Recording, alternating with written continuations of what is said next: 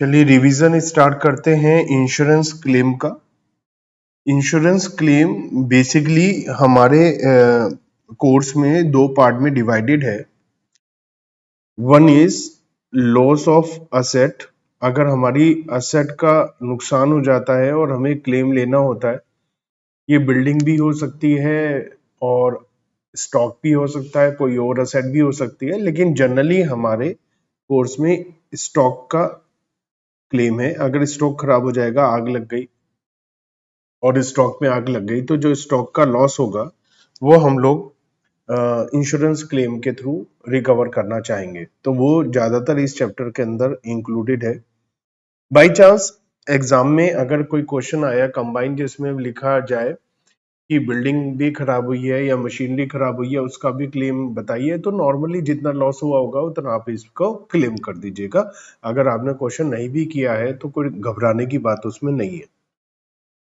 और दूसरा पार्ट है इस चैप्टर का जहां पर हम लॉस ऑफ प्रॉफिट के बारे में बात करते हैं कि अगर आग लग गई तो कुछ समय तक हमारा बिजनेस डिस्टर्ब रहा और उस दौरान हम लोगों को प्रॉफिट का नुकसान होगा, तो उस लॉस ऑफ प्रॉफिट के लिए भी हम इंश्योरेंस क्लेम करते हैं। तो वो भी हमारा यहाँ पर चैप्टर में कवर होगा।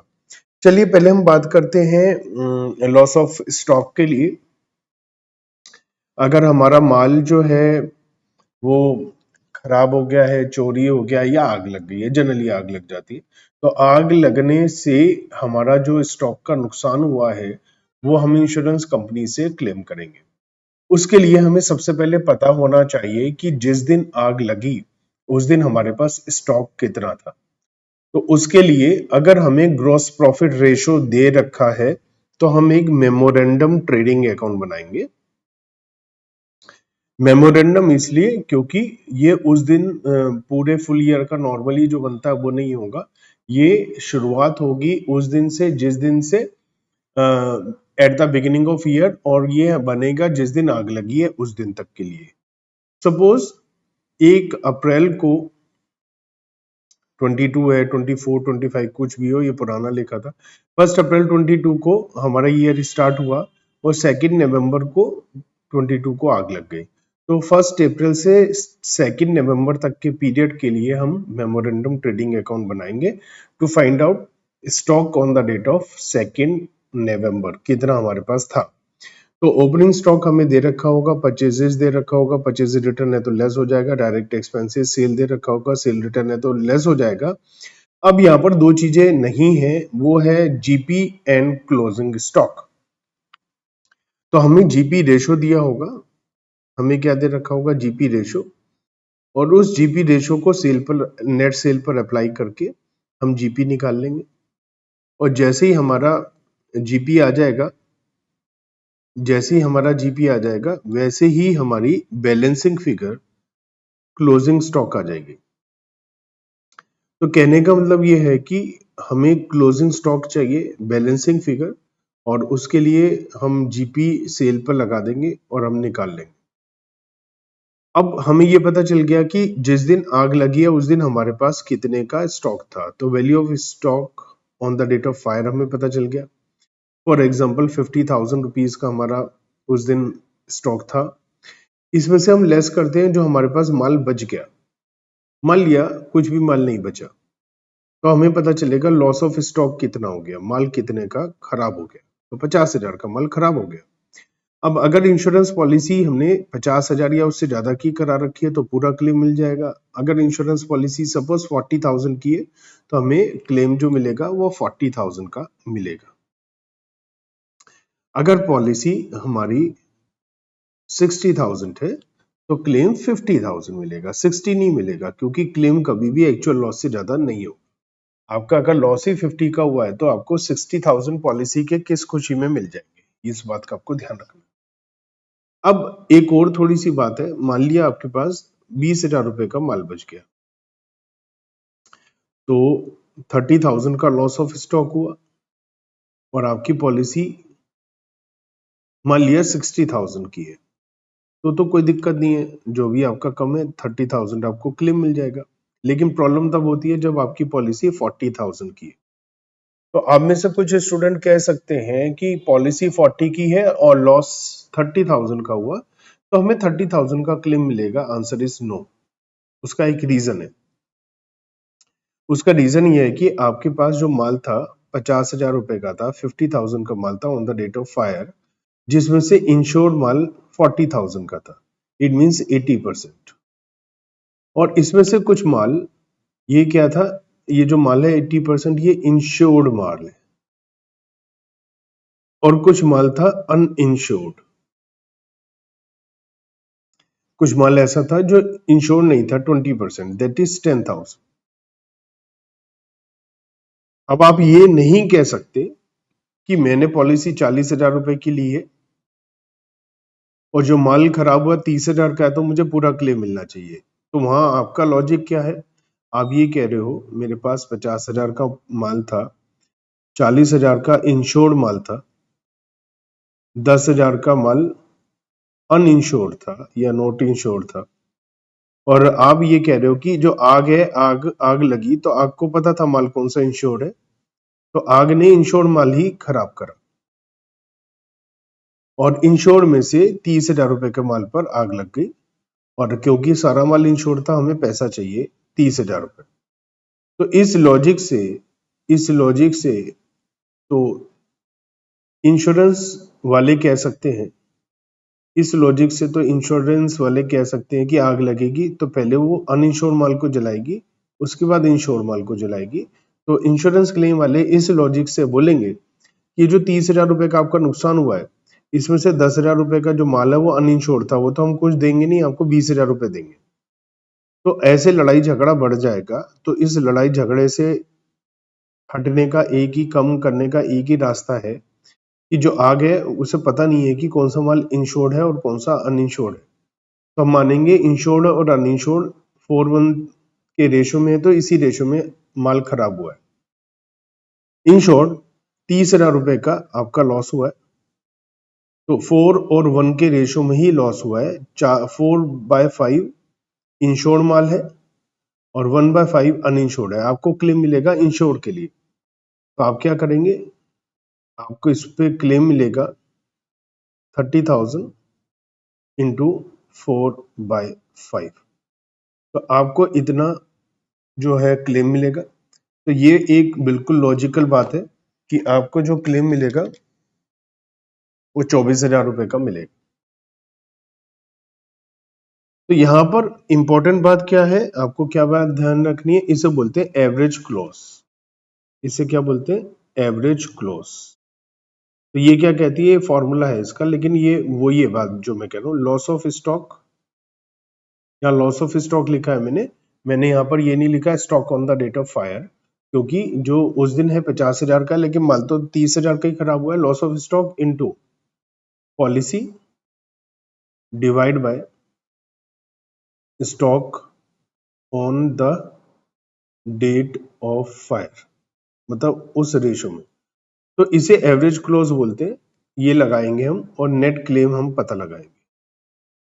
तो loss of stock 30,000, policy is 40,000, उस दिन स्टॉक था 50,000, तो आपको 24,000 का क्लेम मिलेगा। तो इस बात का ध्यान रखना है आपको, ठीक है। अब पहले क्वेश्चंस तो ऐसे होते हैं सिंपल कि उस दिन हमें सीधा सीधा जीपी रेशो दे रखा है। GP ratio is 25% on sale. ये भी ध्यान रखिएगा कि जीपी रेशो सेल पर ही परसेंटेज दे रखा हो। अगर वो कॉस्ट पे परसेंटेज दे रखा होगा तो कॉस्ट से सेलिंग प्राइस पे परसेंटेज हमें निकालना पड़ेगा। मान लीजिए यहाँ पर ये दे रखा होता जीपी इज 25% ऑन कॉस्ट, तो कॉस्ट को आप 100 मानते, प्रॉफिट 25 होता, सेलिंग प्राइस 125 होता, तो जीपी ऑन सेलिंग प्राइस उस सिचुएशन में 25/125 हो जाता। लेकिन अभी 25% ऑन सेल है तो 25/100 है। तो इस बात का भी आप ध्यान रखिए। अगर कॉस्ट पर दिया हुआ है तो उसे कॉस्ट से सेलिंग प्राइस पे कन्वर्ट करना पड़ेगा। अब हमें जो भी इंफॉर्मेशन दी थी, ओपनिंग स्टॉक, परचेजेस, सेल्स, हमने सब लिखा, सेल पे जीपी रेशियो लगाया और बैलेंसिंग फिगर आ गई 80,000।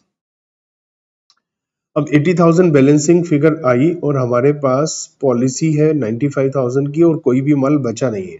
इसका मतलब सारा का सारा माल खराब हो गया और सारा का सारा माल इंश्योर्ड भी था क्योंकि पॉलिसी अमाउंट ज्यादा की है। तो सारा का सारा माल हमारा 80,000 का इंश्योर था, तो 80,000 का क्लेम हमें मिल जाएगा। क्वेश्चन नंबर 2 क्या था, मान लो पॉलिसी 60,000 की, तो ऐसी सिचुएशन में क्योंकि माल बचा हुआ तो कुछ है नहीं, तो एवरेज क्लॉज तो लगाने की जरूरत नहीं है, लॉस हुआ 80,000 का और सारा माल खराब हो गया। पॉलिसी 60 की है तो 60,000 ही मिलेंगे हमें।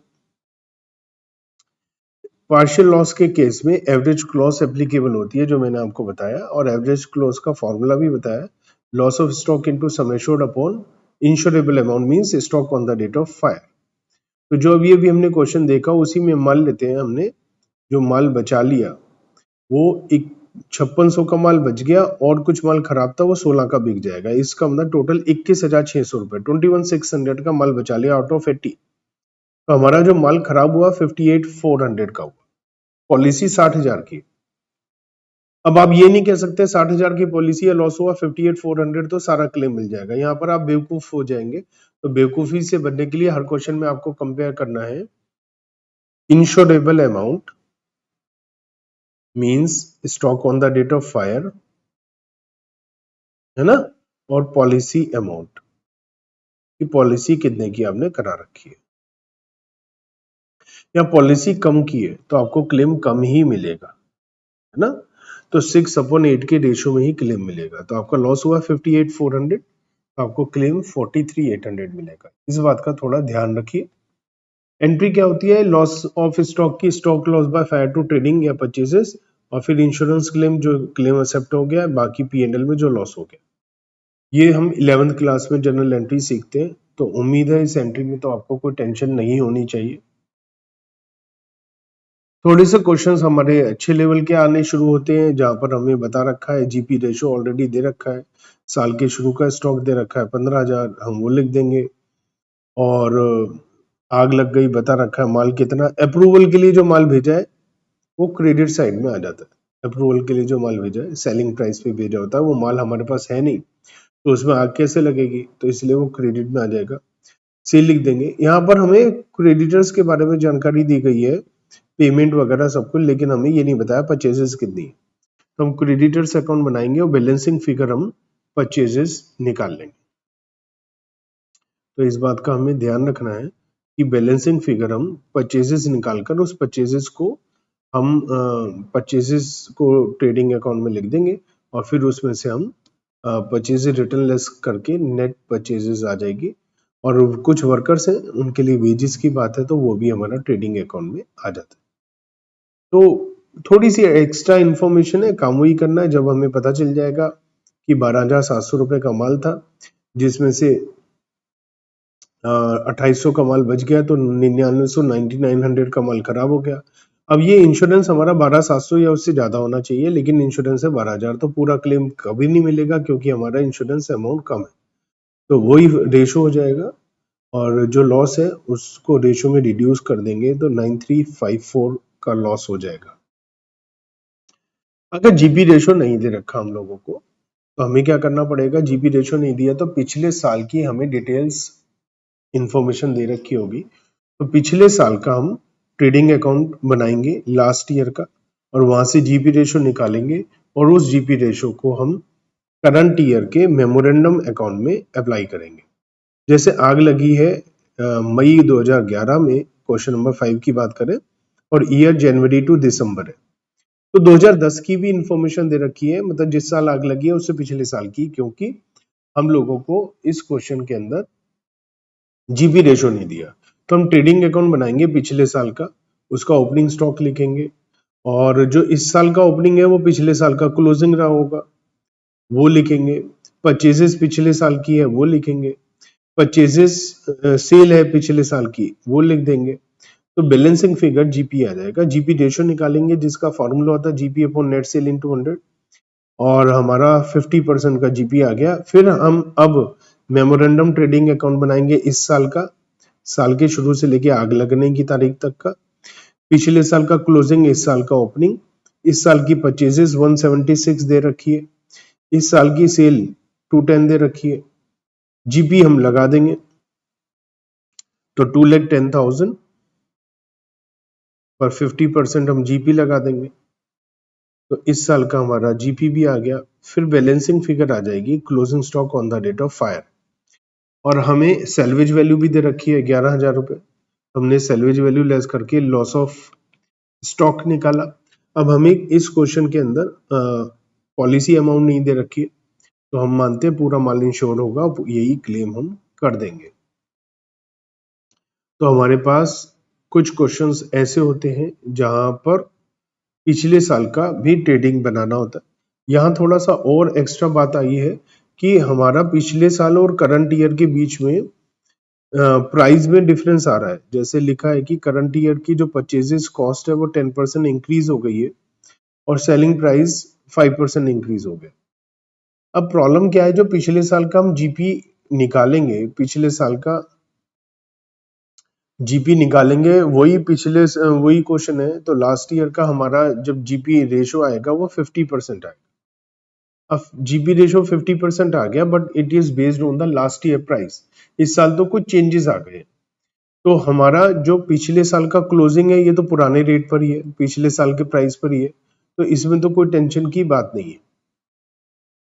तो ये जो पिछले साल वाला क्लोजिंग है, इस साल का ओपनिंग है, ये तो पिछले साल वाले प्राइस पर ही है, तो इसमें तो कोई टेंशन की बात नहीं है। टेंशन है जो इस साल हमारी परचेजेस है, इस साल की जो परचेजेस है वो पिछले साल वाले रेट पर है, नई रेट पर है। जो इस साल की परचेजेस है 176, वो इस साल वाले रेट पर है। अगर ये नया रेट है जो 10% बढ़कर आया है, अगर हम इस रेट पर लिखेंगे तो जीपी रेशो अप्लाई नहीं कर पाएंगे, तो हम ये कहेंगे लास्ट ईयर प्राइस था 100, अगर तो करंट ईयर प्राइस 10% बढ़ के 110 हो गया। अब हमें करंट ईयर से ओल्ड ईयर के पिछले साल के प्राइस पर जाना है based on the last year price. उसका रीजन है कि हमें यहाँ पर GP ratio last year price वाला ही है, तो लास्ट ईयर वाले प्राइस का जीपी रेशो है तो लास्ट ईयर की प्राइस ही निकालेंगे। तो ये कैसे निकलेगा, करंट ईयर प्राइस दिया 110 से डिवाइड करेंगे और लास्ट ईयर प्राइस से मल्टीप्लाई करेंगे, तो 176 जो महंगा माल है इस साल, अगर वो पिछले साल के रेट पे आता तो हमारे पास वो 160 का आता, 160 का। ऐसी जो सेल है वो 105 वाली सेल है। क्यों? सेल इस साल 100 से बढ़कर 105 हो गई। तो अगर ये पिछले साल वाले रेट पर ही सेल होती, तो पिछले साल वाले रेट पर जब सेल होती तो ये 2,10,000 105 वाले रेट पर है, तो पिछले साल का रेट 100 था, उस पर सेल होती तो 2 लाख की सेल होती। तो जीपी रेशो अब हम लगा सकते हैं, बैलेंसिंग फिगर निकाल सकते हैं, बट ये 2010 वाले प्राइस पर आया है और इंश्योरेंस क्लेम तो हमें इस साल के प्राइस पे मिल जाएगा फीफा एज्यूम करते हुए। फर्स्ट इन फर्स्ट आउट का मतलब होता है कि जो पहले था वो बिक गया होगा, तो जो माल आग लगी वो बचा हुआ माल इस साल की परचेजेस में से था। तो पिछले साल के रेट का माल है 120 जो बैलेंसिंग फिगर आया है। इसमें करंट ईयर का 10% इंक्रीज इन्फ्लेशन ऐड कर देंगे, तो इस साल का 2011 प्राइस पर जो माल आ जाएगा वो आ जाएगा 132। इसमें से 32,000 सैलवेज है, तो लॉस ऑफ स्टॉक 1 लाख। अगर पॉलिसी 132 से ज्यादा की है तो पूरा क्लेम मिल जाएगा, 132 से कम है तो एवरेज क्लॉज। कुछ नहीं कहा तो हम एज्यूम करेंगे कि हमारी पॉलिसी 132 से ज्यादा है, ना कि हम ये एज्यूम करेंगे कि पॉलिसी 1 लाख से ज्यादा। तो पॉलिसी 1,32,000 से ज्यादा है तो हमें पूरा का पूरा क्लेम मिल जाएगा। तो कुछ ऐसे क्वेश्चंस हैं जहां पर हमारा ये रहता है, रेट में कोई चेंजेस आते हैं। अब आता है हमारे पास जो क्वेश्चंस हैं डिफेक्टिव गुड्स वाले, मतलब कि कुछ एबनॉर्मल रेट के माल है, माल खराब हो गया, कुछ पुराने रेट का माल है जो डिफेक्टिव है, तो वो सस्ता हमें बेचना पड़ेगा। तो ऐसी सिचुएशन में क्या करें? इसे करने के लिए हमारे पास 2 मेथड है। पहला ये, जैसा जनरली आपके स्टडी मटेरियल वगैरह में दिया होता है, इसमें नॉर्मल प्राइस चेंजेस और एक्चुअल प्राइस दे रखा होता है। मान लिया कोई 5,000 का माल था, उसका 1,000 रुपए सस्ता करके 4,000 में बेचा, तो इस तरीके से हम बनाते हैं, लेकिन ये आपके लिए बहुत मुश्किल बनेगा। तो इसके लिए हम एक सिंपल सी टेक्निक अपनाते हैं, और वो टेक्निक क्या है? वो टेक्निक बहुत ही सिंपल है। हम लोग क्या करेंगे, जहां कहीं भी एबनॉर्मल रेट का माल है, एबनॉर्मल रेट का माल है, उसको हर जगह से हटा दीजिए। हम लोग ट्रेडिंग बनाएंगे, ये जो हम मेमोरेंडम ट्रेडिंग अकाउंट बनाएंगे, ये केवल और केवल हम नॉर्मल गुड्स के लिए बनाएंगे, नॉर्मल गुड्स के लिए। तो एबनॉर्मल गुड्स को हर जगह से हटा दीजिए जहां जहां वो आया है, तो हम लोग आराम से बना पाएंगे। फॉर एग्जाम्पल हम इसी क्वेश्चन की बात करें, यहां लिखा है कि 30,000 रुपए का माल बच गया। ये तो जो क्लोजिंग स्टॉक आएगा उसमें से माल बच गया, उसके बारे में जानकारी है। इंश्योरेंस पॉलिसी 4 लाख की है। टोटल सेल जो हुई है वो 30,20,000 रुपए की हुई। टोटल सेल 30,20,000 की हुई है इस साल, और 3 लाख रुपए की सेल रिटर्न है। ओपनिंग स्टॉक 2,20,000 रुपए का है, लेकिन इसके अंदर कुछ स्टॉक ऐसा है 20,000 रुपए का, stock of value of 20,000 being lower of cost and net realisable value subsequently realised. तो ये लिखा है कि 20,000 रुपए का माल ऐसा है जो डिफेक्टिव है, तो हमने इसे कम वैल्यू मान लिया, हमें इसकी दे नहीं रखी कि इसकी कॉस्ट क्या थी। और ये जब कॉस्ट नहीं दे रखी तो ये तो हमारा पता ही नहीं कितने का माल था, लेकिन हमने क्या करा, मैं इमेजिनरी फिगर लेकर बताता हूँ। मान लिया इसकी कॉस्ट 40,000 थी और हमें पता है कि इसकी फेयर मार्केट वैल्यू 20,000 है, 20,000 में से ज्यादा में नहीं बिकेगा, या इसकी वैल्यू थी 30। हमने कहा फेयर मार्केट वैल्यू 20 है, 20 से ज्यादा में नहीं बिकेगा, तो हमने इसे 20,000 में वैल्यू कर लिया। तो 20,000 रुपए ओपनिंग स्टॉक में आ गया और सेल भी 20,000 में हुआ। तो मैंने आपको क्या कहा, हम कौन सी टेक्निक से काम कर रहे हैं, जो डिफेक्टिव माल है जहां जहां आया है वहां से हटा दो। तो ये ओपनिंग स्टॉक में 20,000 पे आया, हटा दो। सेल में 20,000 पे आया, हटा दो। बाकी अब क्वेश्चन सॉल्व कर लो, क्योंकि ये माल पूरा बिक चुका है, बाद में कुछ करने की जरूरत नहीं है। नॉर्मल हमारा क्वेश्चन सॉल्व हो जाएगा। जीपी परचेजेस लिख दो, क्लोजिंग स्टॉक बैलेंसिंग फिगर आ जाएगी, क्योंकि हमें जीपी दे रखा है सेल का 1/3। तो हमने ये भी लिख लिया, बैलेंसिंग फिगर हमारा क्लोजिंग स्टॉक आ गया। और क्वेश्चन में लिखा है कि 20,000 रुपए का हमने खर्चा किया है फायर फाइटिंग एक्सपेंसेस पर, तो उसकी वजह से हमने 30,000 रुपए का माल बचा लिया है, तो वो भी ऐड हो जाएंगे। याद रखिएगा, एक बात ध्यान रखिएगा कि जो फायर फाइटिंग एक्सपेंसेस हैं, ये आप क्यों करते हैं? फायर फाइटिंग एक्सपेंसेस करते हैं ताकि आप माल बचा सके। अगर किसी भी सूरत में fire fighting expenses salvage goods से ज्यादा है, मतलब आपने 30,000 रुपए का माल बचाया और 2 लाख रुपए खर्च कर दिए फायर फाइटिंग एक्सपेंसेस में, तो आपका 2 लाख रुपए आपको नहीं मिलेंगे क्लेम में, केवल 30,000 ही मिलेंगे, कि जिसकी वजह से आपने माल बचाया। क्योंकि जितना माल बचाया उतना आपने कंपनी का नुकसान होने से भी बचाया है, इंश्योरेंस कंपनी का नुकसान होने से भी बचाया। क्योंकि जितना माल बच गया उतना क्लेम आपको इंश्योरेंस कंपनी नहीं देगी, लेकिन 30,000 के लिए 2 लाख का खर्चा करेंगे तो कंपनी आपको नहीं देगी। इसलिए आपको ध्यान रखना, सैल्वेज वैल्यू जो माल बचा है उससे ज्यादा फायर फाइटिंग एक्सपेंसेस है, तो सैल्वेज वैल्यू के इक्वल ही होंगे। तो आप नोट कर सकते हैं कि फायर फाइटिंग एक्सपेंसेस कभी भी सैल्वेज वैल्यू से ज्यादा नहीं होंगे। तो आपका माल जो बच खराब हो गया 490 का हो गया, और आपका माल था उस दिन 5 लाख का, और आपकी पॉलिसी है 4 लाख की, तो एवरेज क्लोज हो जाएगी 4 लाख अपॉन 5 लाख। 80% माल इंश्योर्ड है, तो 80% ही आपको क्लेम मिलने वाला है। ऐसे ही क्वेश्चन नंबर 11 में ओपनिंग स्टॉक, सेल, परचेजेस, बहुत सारी जगह माल है एबनॉर्मल, उस सबको हर जगह से हटा दिया जाएगा। तो मेमोरेंडम ट्रेडिंग नॉर्मल के लिए बनेगा, जो क्लोजिंग स्टॉक आएगा वो भी नॉर्मल का आएगा। और एबनॉर्मल स्टॉक में से अगर कुछ बाई चांस अभी तक बचा हुआ है, कुछ बिका नहीं है, तो उसे लास्ट में हम लोग ऐड कर लेंगे स्टॉक खराब होने के लिए। तो ये था हमारा लॉस ऑफ स्टॉक पॉलिसी, जो हम लोगों ने लगभग 50% चैप्टर इसमें हमारा कवर हो जाता है। अब हम बाकी का 50% चैप्टर करते हैं, जो है लॉस ऑफ प्रॉफिट पॉलिसी।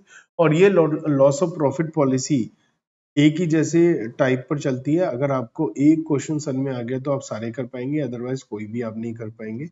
तो इसमें हमें कुछ एक स्टेप्स हैं जो फॉलो करने पड़ते हैं पता लगाने के लिए कि जिस दिन आग लगी उस दिन से लेकर जब तक आपने रीस्टार्ट किया तब तक आपका कितना प्रॉफिट का नुकसान हुआ। तो इसके लिए हम कुछ बातें सीखेंगे, वो क्या है ध्यान से समझिए। हम लोग क्या करेंगे, करंट ईयर में सबसे पहले पता लगाएंगे इमेजिनरी वैल्यूज और फिगर लेकर मैं बताता हूँ। मान लिया हमारा जो साल शुरू हो रहा है 1/4/24 को शुरू हो रहा है और 31 मार्च 25 को खत्म हो रहा है, और आग लगी है 1 जुलाई को 3 महीने के लिए। तो 30 सितंबर तक हमारा बिजनेस डिस्टर्ब रहा, इस दौरान हमारा बिजनेस डिस्टर्ब रहा। तो इस दौरान जो सेल होगी इसे हम एक्चुअल टर्नओवर बोलेंगे। अब हम इसको कंपेयर करेंगे पिछले साल से, और पिछले साल का जो सेम पीरियड है, जो पिछले साल का सेम पीरियड है 1 जुलाई से 30 सितंबर, ये करंट ईयर का 1 जुलाई से 30 सितंबर है। तो इसका मतलब जो हमारा ये डिस्टर्ब पीरियड है, इंडेमनिटी पीरियड है, इस पीरियड की पिछले साल की सेल, इसे हम बोलते हैं स्टैंडर्ड टर्नओवर। तो सबसे पहली बात तो ये कि जो स्टैंडर्ड टर्नओवर है और एक्चुअल टर्नओवर है, ये हमारी एक कंपैरिजन करने लायक है। एक और बात है दूसरी कि जो पिछले साल हमारी सेल हुई है वो उतनी ही सेल इस साल होगी ऐसा नहीं है। जनरली हमारी इस साल पिछले साल के मुकाबले ज्यादा सेल होती है। तो ऐसी सिचुएशन में क्योंकि हमारी सेल पिछले साल से ज्यादा होनी चाहिए या ज्यादा होती ही है, तो इस सिचुएशन में हमें क्या करना है, जब हम इसको कंपेयर करेंगे इस वैल्यू से एक्चुअल सेल से, तो एक्चुअल सेल मान लेते हैं एक्चुअल सेल हमारी 2 लाख हुई इन 3 महीनों में आग लगने के बाद, और पिछले साल इसी पीरियड में हमारी सेल 5 लाख हुई थी। तो आप ये नहीं कह सकते कि आपका 3 लाख का नुकसान हो गया, 3 लाख का लॉस हो गया। क्यों? क्योंकि पहली बात तो 3 लाख की सेल कम हुई है, 3 लाख का लॉस नहीं हुआ।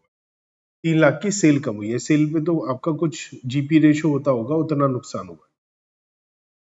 दूसरा, पिछले साल आपकी सेल 5 लाख थी तो इस साल भी 5 लाख होगी ऐसा नहीं है, इस साल जनरली ज्यादा सेल होती है।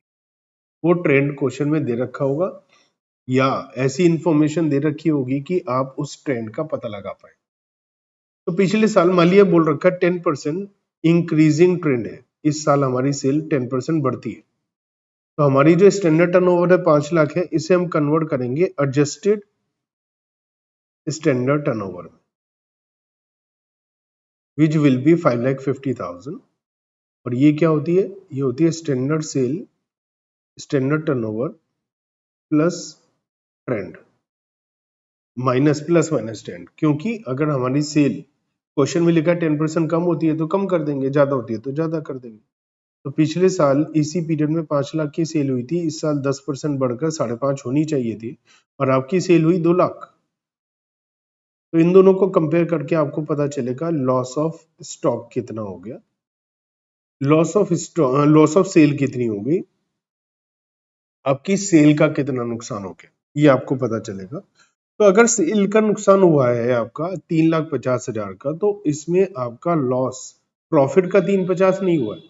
मान लिया जीपी रेशो मान लिया जीपी रेशो 25% है, तो 3,50,000 का 25% मतलब 87,500, 87,500। तो ये आपका लॉस ऑफ प्रॉफिट हुआ है। तो अब ये लॉस ऑफ प्रॉफिट है, ये एक स्टेप है जो हमें सबसे पहले निकालना है, और यहाँ पर भी हमें जीपी रेशो के बारे में भी बहुत बातचीत करनी है, क्योंकि ये जो जीपी रेशो है 25% ये नहीं दे रखा होगा, ये आपको निकालना। तो मोटा मोटा हमने बताया कि क्या करना है, और इसमें कुछ और बातें हैं जैसे कि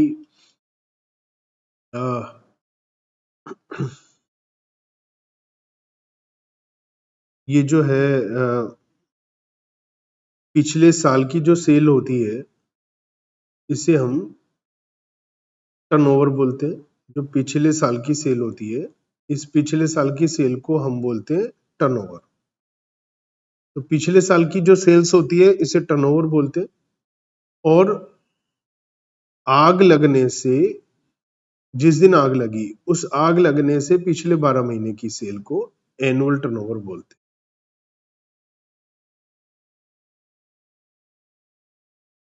तो यहाँ मेनली 4 चीजें यूज होती हैं, वो मैं आपको बताता हूँ, वो बार बार हर जगह यूज में आने वाली है।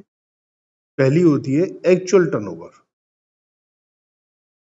मैं डेट के साथ बताता हूँ तो आपको समझ में आ जाएगा। तो पहली होती है एक्चुअल टर्नओवर, और एक्चुअल टर्नओवर होगी 1 जुलाई 24 से लेकर 30 सितंबर 24 की सेल, उसे एक्चुअल टर्नओवर बोलते हैं। दूसरी यूज होगी स्टैंडर्ड टर्नओवर, पिछले साल इसी पीरियड की सेल 1/7/23 से लेकर 30 सितंबर 23, ये होती है स्टैंडर्ड टर्नओवर। हमें एडजस्टेड स्टैंडर्ड टर्नओवर की जरूरत पड़ेगी, ये हो जाएगी standard turnover plus minus trend, जो क्वेश्चन में दिया होगा या कुछ क्वेश्चन में हम निकालना सीख लेते हैं। इसके बाद तीसरे नंबर पे यूज होती है टर्नओवर, ये होती है लास्ट ईयर सेल। तो लास्ट ईयर सेल क्या होगी, 1/4/23 से लेकर 31 मार्च 24, ये लास्ट ईयर की टर्नओवर होती है। ये एडजस्टेड नहीं होती है कभी भी, ये हमेशा टर्नओवर एक्चुअल ही ली जाती है, और ये जीपी रेशो निकालने के काम आती है। और फोर्थ यूज होती है एनुअल टर्नओवर, ये बहुत जगह यूज होती है, बहुत इंपॉर्टेंट होती है। ये होती है 12 महीने की सेल, आग लगने से पिछले 12 महीने की सेल। तो ये 1/7/23 से लेकर 36/24 तक होती है एनुअल टर्नओवर, और इसको भी यूज नहीं होता है, एडजस्टेड एनुअल टर्नओवर यूज होता है। तो इसके लिए एनुअल टर्नओवर में प्लस माइनस ट्रेंड होता है, और इन सब के लिए हमारा एक जीपी यूज होता है, उसमें भी प्लस माइनस ट्रेंड होता है। जीपी का प्लस माइनस ट्रेंड अलग होता है। तो सबसे पहले तो हमें ये मालूम होना चाहिए कि हमारी 4 टाइप की सेल यूज में आती है, और वो 4 टाइप की सेल क्या होती है। सबसे पहले तो हमें ये मालूम होना चाहिए, फिर हम कुछ स्टेप्स आगे कर पाएंगे। नेट प्रॉफिट पिछले साल का प्रॉफिट होता है, ये जनरली क्वेश्चन में दिया हुआ होता है। स्टैंडिंग चार्जेस मतलब फिक्स्ड एक्सपेंसेस जो इंश्योरेंस में कवर्ड है, वो हमें जनरली टोटल में दे रखे होते हैं, लेकिन अगर बाई चांस किसी क्वेश्चन में हमें P&L अकाउंट दिया हो तो हमें ये पता लगाना पड़ेगा कि व्हाट इज स्टैंडिंग चार्जेस। तो जो आग लग जाने के बाद भी हमें देने ही होंगे, जैसे इंटरेस्ट ऑन डिवेंचर देना ही है, रेंट रेट देना ही है, सैलरी परमानेंट स्टाफ को देनी ही है, पीएफ में कंट्रीब्यूशन होना ही है, डायरेक्टर फीस होनी है ना, लेबर वेलफेयर एक्सपेंसेस होने, इंश्योरेंस प्रीमियम जाना ही है, ऑफिस एक्सपेंस होने हैं, इलेक्ट्रिसिटी चार्जेस होने हैं, maintenance, depreciation and miscellaneous standing expenses which can be maximum of 5% of the standing charges specified। वैसे ये जनरली हमें जरूरत नहीं पड़ेगी, टोटल में हमें दे रखे होंगे। इंडेमनिटी पीरियड होता है कितने समय के लिए हमारा पॉलिसी कवर्ड करेगी, जनरली ये 6 महीने या 12 महीने से ज्यादा पीरियड के लिए नहीं होता है, जनरली 6 महीने के लिए होता है। तो 6 महीने या 12 महीने का पॉलिसी में लिखा होगा कितना समय कवर करते हैं वो, और डिसलोकेशन पीरियड होता है कि एक्चुअल में हम कितने समय तक डिसलोकेट रहे, मतलब डिस्टर्ब रहे। टर्नओवर मैंने बता दिया आपको, लास्ट ईयर की टर्नओवर, एक्चुअल टर्नओवर मैंने बता दिया, डिसलोकेशन पीरियड की टर्नओवर, स्टैंडर्ड टर्नओवर बता दिया, लास्ट पीरियड की, लास्ट ईयर की, डिसलोकेशन पीरियड की टर्नओवर। एडजस्टेड स्टैंडर्ड टर्नओवर मैंने बता दिया, प्लस माइनस ट्रेंड करेंगे। एनुअल टर्नओवर पिछले 12 महीने की, एडजस्टेड में प्लस माइनस ट्रेंड करेंगे। जैसे पिछला क्वेश्चन था लॉस ऑफ स्टॉक पॉलिसी का, तो वहां पर इंश्योरेबल अमाउंट मतलब कितने का इंश्योरेंस कायदे से मिनिमम होना चाहिए, वो था stock on the date of fire. यहाँ पर है कि स्टॉक, यहाँ पर लॉस ऑफ प्रॉफिट पॉलिसी कितने की होनी चाहिए कायदे से, इंश्योरेबल अमाउंट मतलब कितने की इंश्योरेंस पॉलिसी होनी चाहिए। तो कितने की होनी चाहिए insurance policy, adjusted annual turnover पिछले 12 महीने की, adjusted turnover into adjusted GP ratio. तो एडजस्टेड एनुअल टर्नओवर तो मैंने बता दिया था, पिछले 12 महीने की टर्नओवर प्लस माइनस ट्रेंड, लेकिन एडजस्टेड जीपी रेशो अभी मैंने आपको नहीं बताया है। जीपी रेशो ये वो वाला नहीं है जो हमने स्टॉक में निकाला था, यहाँ थोड़ा सा अलग है। तो चलिए स्टेप शुरू करते हैं, प्रैक्टिकल स्टेप। सबसे पहला प्रैक्टिकल स्टेप है कि हमें पता लगाना है कि कितने पीरियड का हमें क्लेम मिलने वाला है। जैसे मान लिया हमारा जो पॉलिसी है उसमें लिखा है 6 महीने का मैक्सिमम कवर करेंगे और हम डिस्टर्ब रहे 8 महीने, तो 8 महीने का क्लेम नहीं मिलेगा, 6 महीने का मिलेगा। तो इसका मतलब क्लेम होता है इंडेमनिटी पीरियड जो पॉलिसी में लिखा है, या डिसलोकेशन पीरियड जो एक्चुअल में हम डिस्टर्ब रहे, जो भी कम हो। जनरली क्वेश्चन में 3-4 महीने से ज्यादा का डिसलोकेशन पीरियड नहीं होता। स्टेप नंबर 2 में हम देखेंगे एडजस्टेड जीपी रेशो क्या है, क्योंकि इसकी हमें हर जगह जरूरत पड़ने वाली है। तो एडजस्टेड जीपी रेशो के लिए पहले हम निकालेंगे जीपी रेशो। जीपी रेशो निकालने के लिए हमें जनरली नेट प्रॉफिट दे रखा हो क्वेश्चन में। तो नेट प्रॉफिट हमारा कैसे आता है, हम लोग P&L अकाउंट बनाते हैं। यहाँ पर आता है बाय जीपी, यहाँ आता है बाय इनडायरेक्ट इनकम, आते हैं इनडायरेक्ट एक्सपेंसेस, ये आता है नेट प्रॉफिट। तो कायदे से तो नेट प्रॉफिट में अगर इनडायरेक्ट एक्सपेंसेस ऐड कर दे और इनडायरेक्ट इनकम माइनस कर दे तो जीपी आ जाएगा, बट ये एक्चुअल जीपी आ जाएगा। हमें एक्चुअल जीपी नहीं चाहिए, हमें वो चाहिए जिसका क्लेम कंपनी हमें देने वाली है। तो कंपनी इनडायरेक्ट एक्सपेंसेस जो हैं, सारे के सारे इनडायरेक्ट एक्सपेंसेस का क्लेम नहीं देगी, कंपनी हमें केवल स्टैंडिंग एक्सपेंसेस का क्लेम देने वाली। तो इसलिए हम लोग इंश्योर्ड स्टैंडिंग एक्सपेंसेस को ऐड करेंगे नेट प्रॉफिट में, ना कि सभी एक्सपेंसेस को। तो नेट प्रॉफिट में इंश्योर्ड स्टैंडिंग एक्सपेंसेस को ऐड करेंगे, डिवाइड बाय पिछले साल का है ये नेट प्रॉफिट, तो पिछले साल की सेल मतलब टर्नओवर इनटू 100 करने से जीपी रेशो आ जाएगा। अगर लॉस दिया हुआ है तो प्रॉफिट माइनस में लिख दीजिएगा। और एडजस्टेड जीपी रेशो निकालने के लिए क्वेश्चन में दे रखा होगा ट्रेंड प्लस माइनस, तो अपवर्ड डाउनवर्ड ट्रेंड जो दे रखा होगा क्वेश्चन में उसको प्लस माइनस कर देंगे। फॉर एग्जाम्पल मान लेते हैं हमें नेट प्रॉफिट दिया है 50,000, स्टैंडिंग एक्सपेंसेस दिए हैं 80,000, जिसमें से लिखा है इंश्योर्ड 60,000। ठीक है, ऐसा क्वेश्चन में लिखा हुआ है। और लिखा है टर्नओवर हमारी है 13 लाख। तो हम फॉर्मूला लगाएंगे जीपी रेशो का, net profit plus insured standing expenses. ठीक है, 11 लाख की सेल है, और डिवाइड बाय 11 लाख इंटू 100, तो ये हमारा हो गया 10%। और अगर क्वेश्चन में दे रखा है कि इस साल हमारा 2% इंक्रीजिंग ट्रेंड था, कि हम पिछले साल के मुकाबले 12% कमाई कर रहे थे, 2% एक्स्ट्रा कर रहे थे, तो हमारा एडजस्टेड जीपी रेशो 12% हो जाएगा। तो ऐसे हम एडजस्टेड जीपी रेशो निकालेंगे। फिर हम पता लगाएंगे हमें कितनी सेल का नुकसान हुआ। तो मैंने बताया था कितनी सेल का नुकसान हुआ, ये कैसे पता लगाएंगे हम लोग। पिछले साल की सेल जो थी स्टैंडर्ड सेल, पिछले साल की जो स्टैंडर्ड सेल थी, पिछले साल की जो स्टैंडर्ड सेल थी उसको हम एडजस्टेड करेंगे, क्योंकि वो सेल पिछले साल की थी, इस साल कितनी होनी चाहिए। तो उसके लिए हम एडजस्टेड सेल निकालेंगे, पिछले साल की एडजस्टेड सेल मतलब आफ्टर ट्रेंड, और फिर उसे एक्चुअल से कंपेयर करेंगे और हमें पता चलेगा कि हमें कितना नुकसान हुआ, लॉस ऑफ सेल कितना हुआ। अब जितना सेल का नुकसान हुआ उतना प्रॉफिट का नुकसान नहीं हुआ है, क्योंकि जीपी रेशो तो हमारा 12% है जो मैंने एग्जांपल लिया। तो हम जीपी लॉस्ट पता लगाएंगे कितना जीपी का नुकसान हुआ स्टेप 4 में। तो शॉर्ट सेल मतलब जितना लॉस ऑफ सेल है इनटू एडजस्टेड जीपी रेशो। अगर लॉस ऑफ सेल 67,500 है, जीपी रेशो 40% है, तो 27,000 का नुकसान होगा। ये क्वेश्चन की वैल्यू दे रखी हो। तो ये पहला एक पड़ाव आता है 4 स्टेप का, जिसमें हम पता लगाते हैं कि हमारी सेल कम होने की वजह से कितना नुकसान हुआ। दूसरा जो वेरी वेरी वेरी इंपॉर्टेंट आता है, जिसमें बच्चे गलती बहुत करते हैं, वो है स्टेप नंबर 2, जिसमें हम पता लगाते हैं कि हमें कितना एडिशनल एक्सपेंसेस का क्लेम मिलने वाला है, क्योंकि हमने और कुछ खर्चा किया होगा। आग लगने पर हो सकता है बराबर में कोई नई जगह किराए पर ली हो, कोई टेंट लगाकर हमने माल बेचा हो।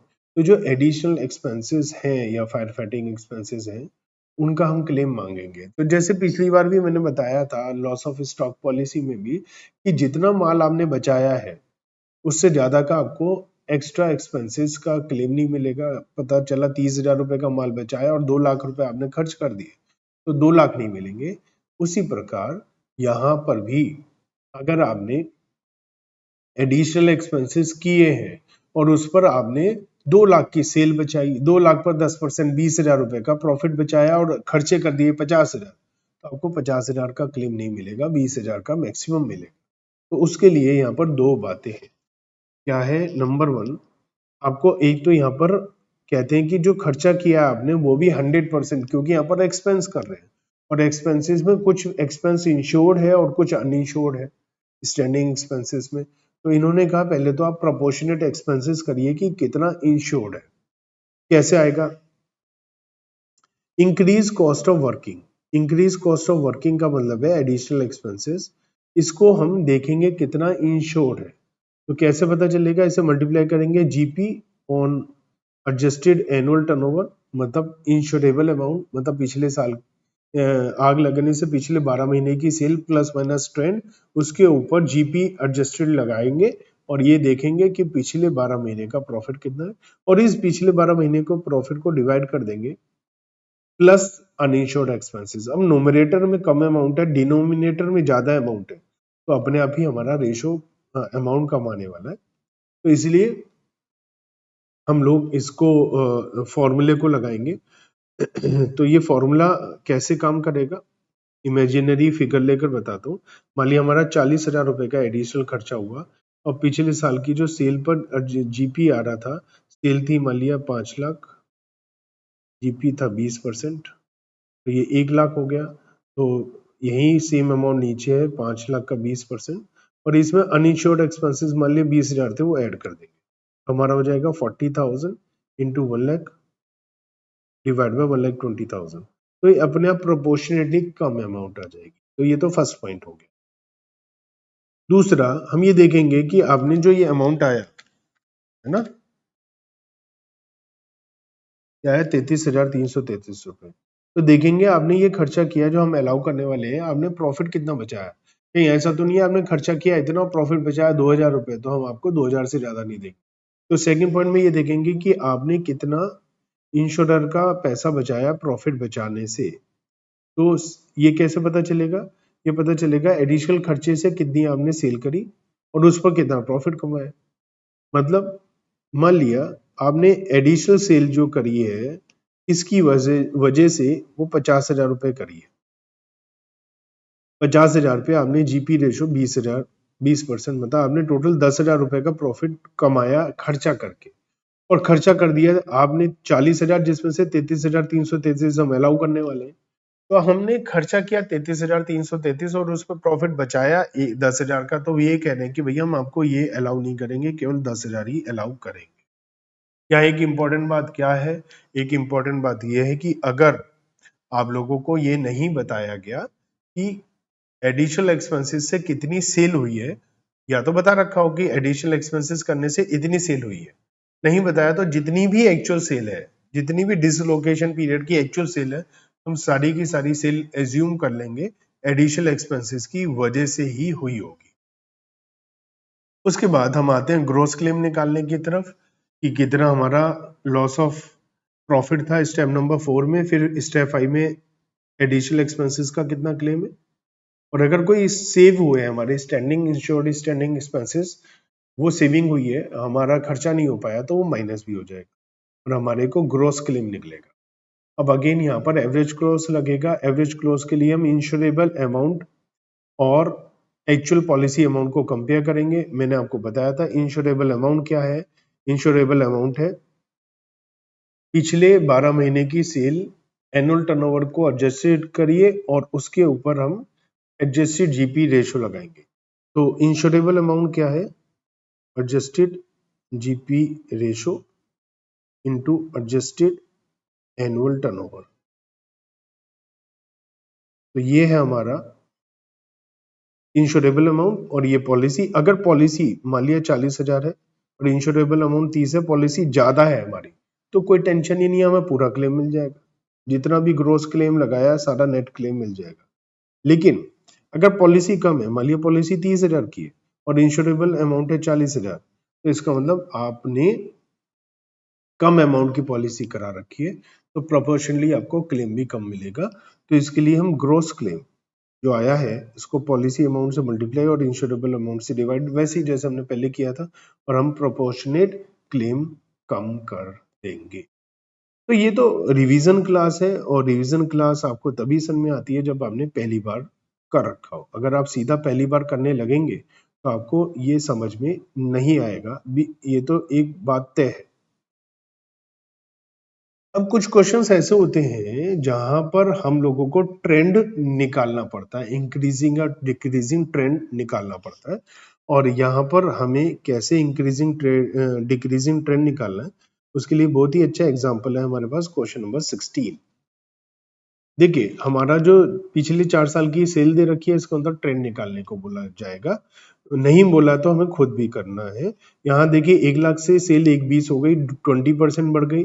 फिर 1,20 से 1,44 हो गई, 20% बढ़ गई। फिर 20% बढ़ गई। तो सेम ही रेशो से बढ़ रही है, तो इसका अंदर ट्रेंड 20% है। Increasing trend 20%, increasing trend 20%। तो यहाँ से हमें एक बात पता चल जाएगी, ठीक है, ट्रेंड कितना है 20%। अब एक और वेरी वेरी वेरी इंपॉर्टेंट जो बात है वो क्या है, वो मैं आपको समझाता हूं। देखिए यह है करंट ईयर, यह प्रीवियस ईयर, यह है डिसलोकेशन पीरियड, और यह है पिछले साल का डिसलोकेशन पीरियड। इसकी सेल को हम एक्चुअल सेल, इसकी सेल को स्टैंडर्ड सेल, और इसकी सेल को हम एनुअल सेल बोलते हैं। बहुत इंपॉर्टेंट बात बता रहा हूं। देखिए 20% ट्रेंड आया तो हम स्टैंडर्ड सेल में 20% ऐड कर देंगे। एक तो ट्रेंड स्टैंडर्ड सेल में ऐड होता है। टर्नओवर में कभी भी ट्रेंड ऐड नहीं होता है। जो पिछले साल की 12 महीने की सेल होती है, पिछले साल की सेल टर्नओवर, उसमें प्लस माइनस ट्रेंड कभी भी नहीं होता है। ये बात ध्यान रखिए, क्योंकि उसका यूज केवल एक जगह है, जीपी रेशो निकालने में। वो पिछले साल का नेट प्रॉफिट, पिछले साल का जीपी, तो उसमें ट्रेंड नहीं होगा। तीसरा जो ट्रेंड यूज होता है, एक स्टैंडर्ड में ट्रेंड यूज होता है, एक एनुअल टर्नओवर। यहाँ बड़ी इंपॉर्टेंट बात है क्या, जब ट्रेंड यूज होगा तो पिछले साल के मुकाबले इस साल हमारी सेल 20% एक्स्ट्रा है। अब ध्यान से सुनिएगा, ये जो पीरियड है इस साल में एनुअल टर्नओवर, पिछले 12 महीने की सेल का कुछ पीरियड, पिछले 12 महीने की सेल का कुछ पीरियड करंट ईयर में भी आ रहा है। और ये जो करंट पीरियड में, मान लिया आसान बनाने के लिए बताता हूं कि हमारा जो ये है, जनवरी से दिसंबर लेता हूं आसान बनाने के लिए। मान लिया आग लगी है 1 अप्रैल को, तो ये जो 3 महीने हैं, ये 3 महीने करंट ईयर में आ रहे हैं, और ये पिछले 9 महीने पिछले साल में आ रहे हैं। तो अगर हम एनुअल टर्नओवर के टुकड़े कर सकते हैं इन 3 महीने और 9 महीने में, तो इन 3 महीने में प्लस माइनस ट्रेंड नहीं होगा, क्योंकि ये ऑलरेडी बढ़ा हुआ है। ये नया साल है, मान लिया ये 2025 है, ये 2024 है। तो ये जो 3 महीने हैं, ये नए साल में 2025 में आ रहे हैं, जो ऑलरेडी 20% बढ़कर आ चुका है। मैं ये कह रहा हूं पिछले साल के मुकाबले इस साल सेल 20% बढ़ रही है, और इस साल की सेल बता रहा हूं तो वो तो ऑलरेडी बढ़ी हुई है, महंगाई की वजह से, इन्फ्लेशन की वजह से, रेट बढ़ने की वजह से। तो जो एनुअल टर्नओवर का ये 3 महीने का हिस्सा, ये ऑलरेडी करंट ईयर में है, जो ऑलरेडी इन्फ्लेटेड प्राइस पर है। तो आपको पिछले साल की इसमें प्लस माइनस ट्रेंड करना है, इसमें प्लस 20% करना है, इसमें हमें प्लस 20% नहीं करना। लेकिन कई बार क्वेश्चन ऐसे होते हैं जिसमें हम एनुअल टर्नओवर के टुकड़े नहीं कर सकते, हम पता नहीं लगा सकते कि इस एनुअल टर्नओवर में कितनी सेल इस साल की है, 3 महीने की है। तो वहां तो पूरे एनुअल टर्नओवर में 20% ऐड कर देना वो हमारी मजबूरी है। लेकिन क्वेश्चन इस तरीके से सेट किया गया है कि इस साल की हमारी एनुअल टर्नओवर का इस साल का हिस्सा हमें पता है, तो उसमें ट्रेंड को आप ऐड नहीं करेंगे। ये बात आपको ध्यान रखनी है। ठीक है, ये इंपॉर्टेंट बात थी जो मुझे आपको समझानी थी। तो ये था हमारा ये चैप्टर, जैसे यहाँ पर भी है हमें अलग अलग टाइम की सेल दे रखी है। तो क्वेश्चन नंबर 18 में भी वो सिचुएशन आ रही है कि आग लगी है, तो हमें बता रखा है, पता लगा सकते हैं हम कि ये वाला जो पीरियड है इस साल में आ रहा है, इस साल की हमें एक्चुअल सेल हमें बता रखी है, तो उसमें हम ट्रेंड ऐड नहीं करेंगे to find out adjusted annual turnover. एक और इम्पोर्टेंट बात, एक आध क्वेश्चन शायद यही है, उसमें हमें क्या कर रखा है, हमें इस पीरियड की सेल ना देकर यहां से लेके यहां तक की सेल दे रखी है और इस पीरियड की अलग से सेल, मतलब मान लिया ये 3 महीना है, लेकिन हमें ये 4 महीने की सेल दे रखी है और इस 1 महीने की भी है, तो इस 4 महीने में से 1 महीने की लेस कर देंगे तो ये आ जाएगी। तो मतलब हमें क्वेश्चन में डिटेल में चेक करना है कि हमें इस साल का एनुअल टर्नओवर का जो हिस्सा आ रहा है वो अगर हम पता लगा सकते हैं तो उसको हम इंक्रीज नहीं करेंगे। तो ये था चैप्टर आपका, बहुत ही आसान है मेरे ख्याल से, अगर आप इस कॉन्सेप्ट को समझ लेंगे तो ये हमारा बहुत ही इजी चैप्टर है। इसमें 2 पार्ट थे, जैसे हमने बोला, एक लॉस ऑफ स्टॉक पॉलिसी और एक लॉस ऑफ प्रॉफिट पॉलिसी, हमने दोनों को डिस्कस किया है। आप इसके क्वेश्चंस को प्रैक्टिस करिए, अगर आप ध्यान से करेंगे तो एग्जाम में आप क्वेश्चन को बड़े आराम से कर पाएंगे और विद इन 10 to 15 मिनट में वो एक्यूरेट सही आंसर आपका आ जाए।